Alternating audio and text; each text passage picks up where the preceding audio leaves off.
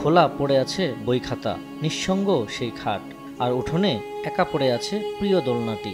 চারপাশে যেন শুধুই একরাশ শূন্যতা, সারিয়া নেই। রাইসার খেলনার গাড়িটাও পড়ে আছে ঠিক আগের মতোই, যেন অপেক্ষায় আছে কখন ফিরে আসবে উচ্ছল শিশুটা। সারিয়া আর রাইসা দুজনেই মাইলস্টোন স্কুলের ৩য় শ্রেণীর ছাত্রী। প্রতিদিনের মতোই সেদিনও তারা স্কুলে গিয়েছিল ভবিষ্যতের স্বপ্ন নিয়ে। কে জানতো সেদিনই থেমে যাবে তাদের পথচলা।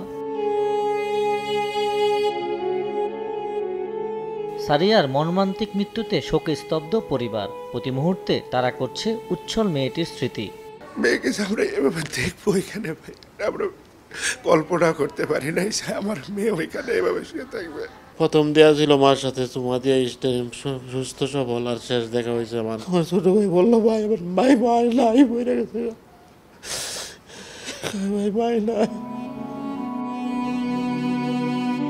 সেদিন টিফিনের সময় চিপস খাওয়ার আবদার করেছিল সারিয়া। চাচাতো ভাই নাবিল চিপস আনতে বের হলে তার সামনেই ভেঙে পড়ে যুদ্ধ বিমান। মুহূর্তেই ধ্বংসস্তূপে পরিণত হয় ক্লাসরুম। তোমার চিপটা আমার দিয়ে দাও, তুমি পোলারটা কিনে খাও। এখন আমি বাইরে গেছি কিনতে, আইসা দেখে কি আমার মাথার উপর দিয়ে অনেক বড় একটা বিমান যেতেছে। রাইসা যে বিছানায় ঘুমাতো সেটা পড়ে আছে নিঃসঙ্গ। ছোট হাতের আঁকা ছবি, লাল খেলনার গাড়ি, সব যেন জানান দিচ্ছে তার প্রাণবন্ত শৈশবের। আমার বোন তো বসে আইসক্রিম কিনতে, তো আমি তখন গেটে মানে স্কুলে গেটে ঢুকছি, হঠাৎ করে একটা শব্দ হয়েছে। কি হলো? আদরের মেয়ের স্মৃতিচারণ করতে গিয়ে কান্নায় ভেঙে পড়েন রাইসার বাবা মা। তার মুখে আমি মা ডাক শুনতেছি না, তাকে আমি দেখতে পাচ্ছি না, আমার কতটা কষ্ট হচ্ছে। আমি তো মা। আমার বলছে যে আব্বু তুমি নিতে আসো, আমি তো নিতে আসি বাবা, আমি আসবো তোমাকে নিতে।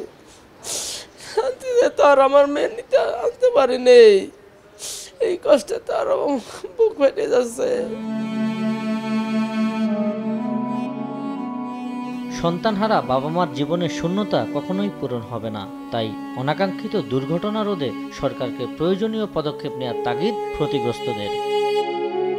আবু সৈয়দ নিশান, সময় সংবাদ, ঢাকা।